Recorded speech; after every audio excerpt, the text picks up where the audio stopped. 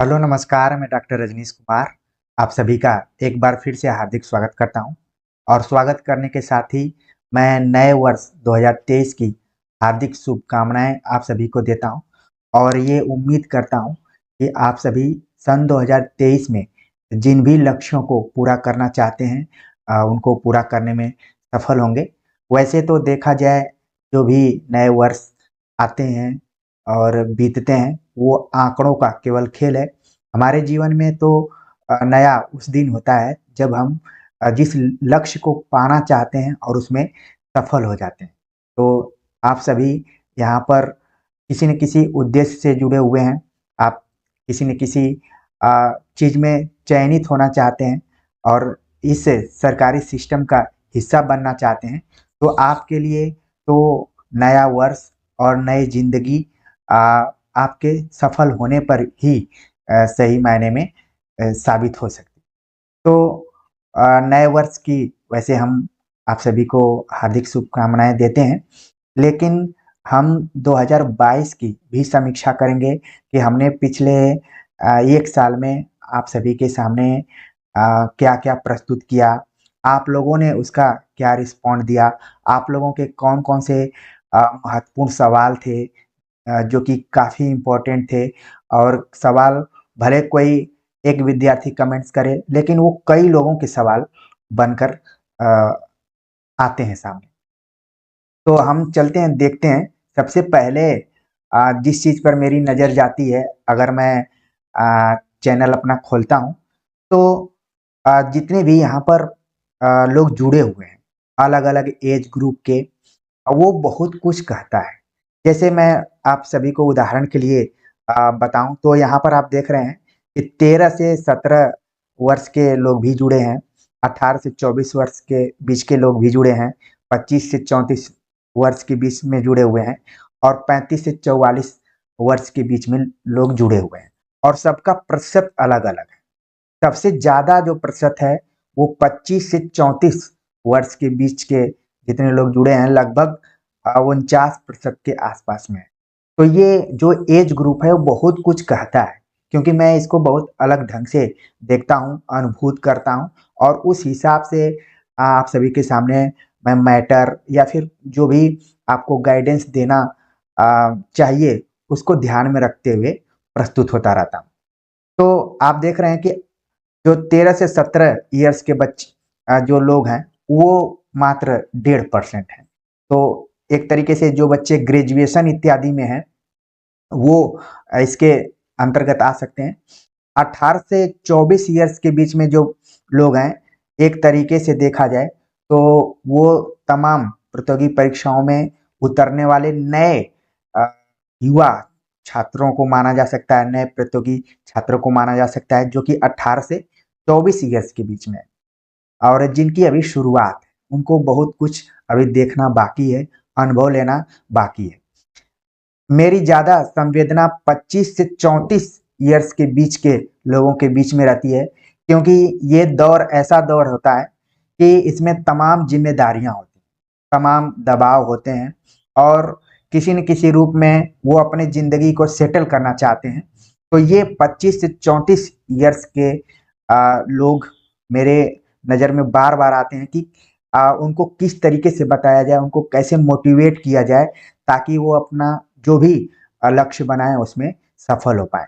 तो इनको ध्यान में रखते हुए लगातार मैं चाहता हूँ कि कुछ इतनी आसानी से या सरलता से चीज़ों को बताई जाए, जिससे कि जिनके ऊपर इतना दबाव है, वो उस दबाव से बाहर निकलें और अपनी मनचाही सफलता को प्राप्त करें।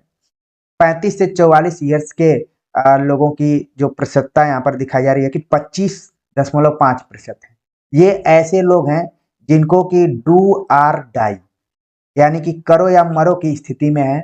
किसी के पास एक चांस बचा हुआ है, किसी के पास अब उतना जोश नहीं रहा कि इस जो भी परीक्षा की तैयारी कर रहे हैं, चाहे वो प्रवक्ता की तैयारी कर रहे हों, चाहे असिस्टेंट प्रोफेसर की तैयारी कर रहे हों।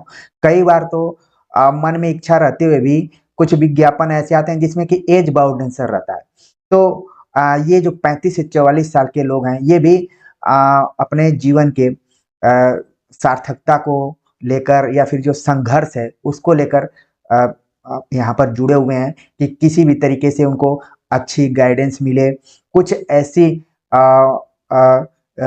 चीज़ें उनको यहाँ से मिले जो जिसको कि वो अच्छे से समझकर जिस परीक्षा में सफल होना चाहते हैं वो उसमें हो पाए। तो ये 2-3 कैटेगरी हमने देखा कि 18 से 24 इनको मैं न्यू कमर मानता हूँ, 25 से 34 जो कि तमाम परीक्षाओं को दे चुके हैं और कुछ में सफल हुए, कुछ में असफल हो गए, कुछ नंबरों से उनका रुक गया और 35 से 44 ईयर्स के जो लोग हैं एक तरीके से इनको मैं आखिरी उम्मीद के तौर पर देखता हूँ कि अगर इनमें अभी हौसला है तो बहुत काबिल तारीफ है कि वो लगातार इससे जुड़े हुए हैं। बाकी तो सामाजिक दबाव इतना ज़्यादा है जिसको कि आप लोग भली-भांति महसूस कर रहे होंगे। तो ये बार-बार मैं अपने चैनल को देखता हूँ और उसी हिसाब से आप सभी के सामने कंटेंट प्रस्तुत करता हूँ और प्रतिदिन आने का प्रयास करता हूँ कि जो भी पॉसिबिलिटी हो, तमाम व्यस्तताओं के बाद भी मैं चाहता हूँ कि कुछ न कुछ आपको यहाँ पर दिया जाए। आगे जब मैं देखता हूँ तो ये एक ऐसा प्रश्न है जो कि लगभग सभी प्रतियोगी छात्रों के साथ ये समस्या जुड़ी हुई है। किसी ने हालाँकि अपने नाम से नहीं लिखा, बेरोज़गार भाई नाम से तो ज़रूर लिखा है, लेकिन ये प्रतीकात्मक रूप से मैं सभी प्रतियोगी छात्रों के तरफ देख रहा हूँ। इन्होंने जो कमेंट्स किया ये काफ़ी मुझे सोचने पर मजबूर किया और लगभग जैसा कि मैंने बोला कि सबके साथ ये समस्या होती है। इन्होंने लिखा कि सर मेरी एक परेशानी है, कृपया आप मुझे कुछ सजेशन दीजिए। मैं जब भी पढ़ने बैठता हूँ, तो उस पर मन रुकता नहीं है। जैसे कि यदि सरस्वती पांडे की बुक पढ़ रहा होता हूँ, तो सोचता हूँ कि दृष्टि वाली बुक पढ़ लूँ। यदि फिर दृष्टि की बुक उठाता हूँ, तो सोचता हूँ कि पुनीत राय वाली बुक पढ़ लूँ। जब उसको पढ़ने बैठता हूँ, तो सोचता हूँ कि जो नोट्स बनाया हूँ उसको पढ़ लूँ और इस तरह से कुछ भी नहीं पढ़ पाता हूँ और बहुत दिक्कत से गुज़र रहा हूँ, समझ नहीं आ रहा है। प्लीज़ बताएँ सर जी, मार्गदर्शन करें।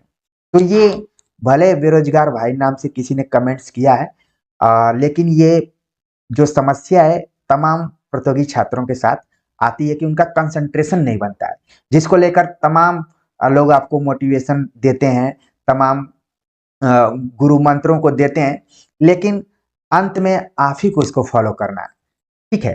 तो इस पर भी हम कुछ दिनों से सोच रहे हैं कि कैसे आपको बताया जाए कि आप एकाग्रता करें, क्योंकि किताबें तो जो कोई बताता है आप खरीद कर रख लेते हैं। सही बात है कि कुछ दिन उसको पढ़ते हैं, फिर आपके दिमाग में आता है कि कहीं मुझसे दूसरी किताब तो छूट नहीं रही है, तो एकाग्रता नहीं बन पाती है और प्रेशर बढ़ता जाता है। तो इस पर हम आगे फोकस करके ज़रूर कुछ ऐसी चीज़ों को बताएँगे, जिससे कि आप कम दबाव महसूस करें। तो ये कमेंट मुझे काफ़ी प्रभावित किया, इसीलिए मैंने इसका स्क्रीनशॉट भी लेकर रख लिया था। आगे जब मैंने अपना ईमेल आईडी खोला तो देखा कि यूट्यूब ने भी कुछ-कुछ उपलब्धियों को बताया जो कि 1 साल के अंतर्गत थी, तो उसको भी मैं सोचा कि आप लोगों को बता दूँ। सबसे मोस्ट इम्पोर्टेंट चीज़ रहा कि इस साल मुझसे जुड़ने वालों की संख्या 20,700 लोग मुझसे जुड़े इस साल और लगातार जुड़ते जा रहे हैं। ये बहुत अच्छी बात है कि बिना किसी प्रचार के, बिना उन संसाधनों के जिसमें कि पढ़ाने यूट्यूब पर भी कॉम्पिटिशन है, डिजिटल बोर्ड और तमाम सारी चीज़ें हैं और एक टीम होती है जो कि चीज़ों को निर्मित कर देती है, बस अध्यापक आकर सामने आपके प्रस्तुत कर देता है। लेकिन मेरे साथ ऐसा नहीं है क्योंकि आप लोग जानते हैं कि मैं तो खुद ऑलरेडी एंगेज्ड हूँ, एक जगह मैं कार्यरत भी हूँ, लेकिन फिर भी समय निकाल कर हम 2 लोगों की टीम लगातार आप सभी से कुछ न कुछ मैटर बनाने के बाद जुड़ने का प्रयास करती रहती है। तो हमें ही मैटर बनाना है, हमें ही प्रस्तुत करना है। हालाँकि कई लोगों ने कहा कि मैं इसमें जुड़ना चाहता हूँ, लेकिन मुझे लगा कि अभी जो विश्वास मैं आप सभी से बनाया हूँ, तो अभी कुछ दिन तक मैं कंटिन्यू इसको करता हूँ। हालाँकि जब भी मैं पढ़ाने जाता हूँ तो जो नोट्स मैं बनाया रहता हूँ, तो उसपे मुझे कॉन्फिडेंस रहता है कि मैं जो चीज़ बोल रहा हूँ, वो गलत नहीं हो रहा होगा।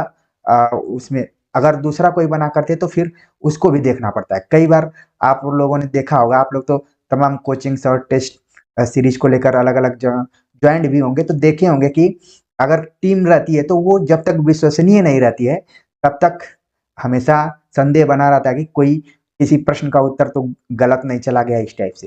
तो मैं कम आप लोगों के सामने चीज़ों को भले प्रस्तुत करता हूँ, लेकिन ठोस तरीके से प्रस्तुत करने का प्रयास करता हूँ कि कोई आपके अंदर संदेह नाम का चीज़ हो ही नहीं। तो 20,700 लोग जुड़े, लगातार जुड़ रहे हैं। इसके लिए आप सभी का मैं आभार व्यक्त करता हूँ। और बहुत पहले एक हमारे ही स्टूडेंट्स जो कि चैनल से ही जुड़ी हुई हैं, उन्होंने कहा था कि बूँद-बूँद से गागर भरता है या फिर बाद में ये सागर में कन्वर्ट हो जाता है। तो हौसला बनाए रखना चाहिए। आप लोगों को भी इस चीज़ से सीखना चाहिए कि जो भी मोटिवेशन मैं आपको देना चाहता हूँ, उससे आप लोगों से मैं खुद मोटिवेट होता हूँ। अगर आप लोग साथ नहीं देते तो शायद ये संभव नहीं होता कि पर डे आपसे कुछ न कुछ चीज़ों को लेकर मैं जुड़ता रहूँ। तो जब आप लोग जुड़ रहे हैं तो मैं क्यों ना जुड़ूँ, क्यों पीछे हटूँ?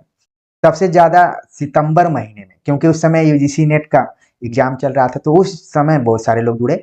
और जब परीक्षाएँ आती हैं तब लोग ज़्यादा संख्या में जुड़ते हैं, तो वो स्वाभाविक चीज़ है, ठीक है। आगे हम और कुछ उपलब्धियों के बारे में बात करें तो सबसे ज़्यादा जो भी चर्चा की वीडियो रही वो कम समय में, और मैं बार-बार बोलता हूँ कि हर प्रतियोगी छात्र चाहता है कि कम समय में वो कोई काम कर पाए या फिर परीक्षा को पास कर पाए। तो कम समय में 2 किताबें कौन महत्वपूर्ण हैं, या फिर उस समय जो मैंने वीडियो बनाया था, इस वीडियोज़ को बहुत लोगों ने देखा है, तो ये भी अच्छा रहा। इसके अलावा आप देख रहे हैं कि हिंदी व्याकरण को लेकर भी लोगों ने खूब देखा है। काव्य दोष, काव्य दोष जब मैं बना रहा था तो मुझे कोई उम्मीद नहीं थी कि इसको बहुत लोग देखेंगे, लेकिन ये भी काफ़ी वीडियोज़ आप लोगों के बीच में चली है, इसको लोगों ने देखा है और कॉन्सेप्ट क्लियर हुआ है। इस चीज़ को जानकर मुझे काफ़ी अच्छा लग रहा है। इसके बाद कुछ और यहाँ पर चैनल के उपलब्धियों से जुड़े हुए कुछ फैक्ट्स हैं। भारतीय काव्य शास्त्र को लेकर, हालाँकि मैं बहुत शॉर्ट्स कम बनाता हूँ, ठीक है? तो 1-2 शॉर्ट्स अच्छे रहे इसमें। अच्छी बात रही कि इंडिया के लोग तो इस चैनल से जुड़े हैं भारत से, लेकिन नेपाल और यूक्रेन के लोग भी जुड़े हुए हैं। अच्छा, नेपाल के तो मैं मान सकता हूँ, लेकिन यूक्रेन का मुझे लग रहा है कि ये जो अभी हालिया जो भी कंडीशन चल रही थी, घटनाएँ चल रही थी, तो उसके थ्रू यहाँ पर कुछ-कुछ व्यूज़ आ गए होंगे।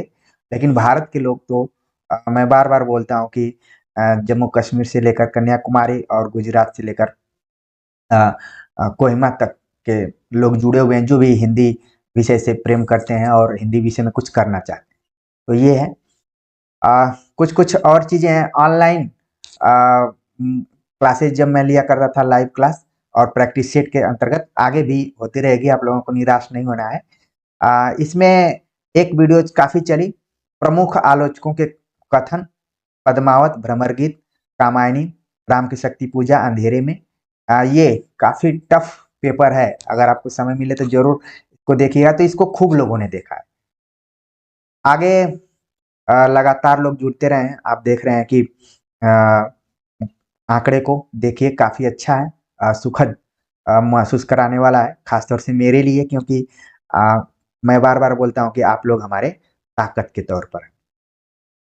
एक चीज़ और आप लोगों को बताऊँ तो इसमें ये बताते हुए काफ़ी अच्छा लग रहा है कि अगर जेंडर के दृष्टिकोण से देखें तो मेल-फीमेल में मेल जितने मेरे सीनियर हैं, जूनियर हैं, या फिर जहाँ से मैंने पढ़ाई की है, बीएचयू, जेएनयू, और वहाँ से अलग-अलग सेंट्रल यूनिवर्सिटी से, स्टेट यूनिवर्सिटी से लोग जुड़े हुए हैं। जो भी मेल अगर कैटेगरी के लोगों को देखें तो 45% लोग जुड़े हुए हैं। तो सबका मैं हार्दिक आभार व्यक्त करता हूँ। और खुशी प्रदान करने वाली बात बात है कि फीमेल कैंडिडेट्स लगभग 55% के आसपास में जुड़ी हुई हैं। लगातार ये जब से ये चैनल चल रहा है तब से वही मैं बार बार कहूँ कि जो जूनियर्स हैं, चाहे वो अलग-अलग सेंट्रल यूनिवर्सिटीज़ की, और अ, इतना सबसे ज़्यादा अगर कमेंट्स मैं देखता हूँ, तो वो फीमेल स्टूडेंट्स के माध्यम से ही होता है। और कई बार तो ये लगता है कि वो अपनी बात किसी से नहीं कह पा रही हैं, वो कमेंट्स के माध्यम से भी कह देती हैं अपने मन की बात। क्योंकि आप जानते हैं कि जब आप टेंशन में रहते हैं, तनाव में रहते हैं, तो आप चाहते हैं कि किसी से अपनी बातों को शेयर करें। ये केवल आपके साथ नहीं है, मैं भी जब विद्यार्थी था तो मुझे भी लगता था कि मैं जिस बात को लेके तनाव में हूँ वो किसी से शेयर करूँ, किसी से कहूँ। तो हमने भी 1-2 लोगों को रखा था और उनसे अपनी बातों को कहता था, फिर बाद में वो लोग सुझाव देते थे। तो आप लोग भी अपने जीवन में रखिए और यहाँ पर जो भी कमेंट्स मुझे बहुत ज़रूरी लगते हैं तो उनका ज़रूर मैं अ उत्तर देने का प्रयास करता हूँ जो तनाव भरे रहते हैं, ठीक है? तो मैं दोनों लोगों का हार्दिक आभार व्यक्त करता हूँ और मैं यही कहूँगा कि ये संख्या बढ़ती जाए, प्रतिशत बढ़ता जाए, घटना नहीं चाहिए। एक चीज़ और है क्योंकि मैं लाइक, सब्सक्राइब ये सब पर उतना विश्वास नहीं करता हूँ, लेकिन फिलहाल मैं देख रहा हूँ कि ये बोलना ज़रूरी है क्योंकि लोग देखने के लिए तो देखते हैं, लेकिन सब्सक्राइब नहीं कर रहे। जो कि यहाँ पर आप देख रहे हैं फैक्ट के तौर पर है कि 59.7% लोगों ने तो अगर इस चैनल को देखा तो सब्सक्राइब कर लिया, लेकिन 40.3% लोगों ने देखा लेकिन इसको सब्सक्राइब नहीं किया। तो मैं आप लोगों से यही करबद्ध निवेदन करूंगा कि ऐसा मत कीजिए, ज्वाइन कर लीजिए क्योंकि यहाँ पर कोई फीस इत्यादि है नहीं।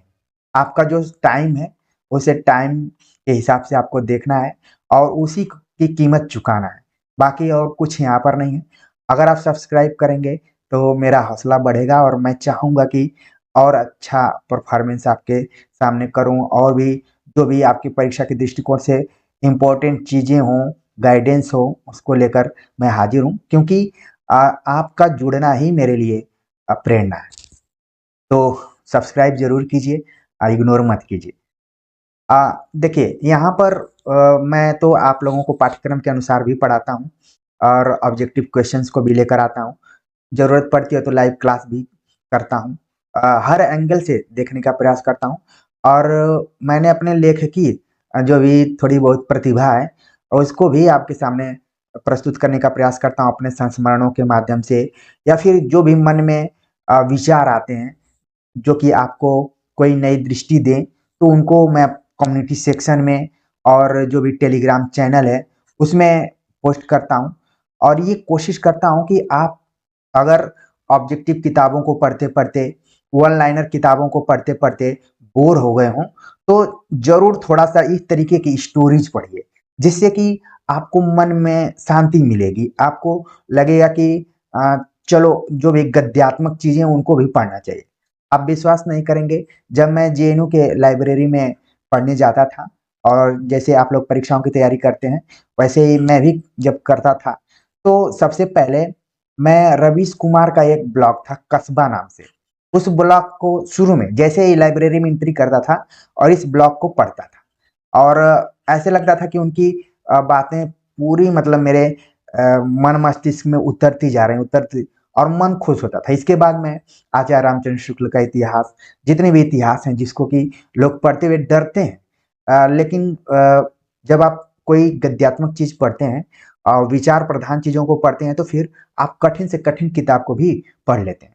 वरना आप ऑब्जेक्टिव किताबें या फिर प्रैक्टिस बुक्स को लेकर पढ़ते रह जाएँगे और दिमाग में प्रेशर टाइप का आएगा कि कुछ छूट तो नहीं रहा है। तो मेरी कोशिश ये रहती है कि समय-समय पर आपको कुछ इस तरीके की चीज़ें भी बताई जाएँ जिससे कि आप शांतचित्त होकर पढ़ें। ठीक है, तो समय-समय पर मैं पोस्ट करता रहता हूँ, आप लोगों ने देखा भी होगा और काफ़ी अच्छा लगता है कि आप लोग सीरियसली उसको देखते भी हैं।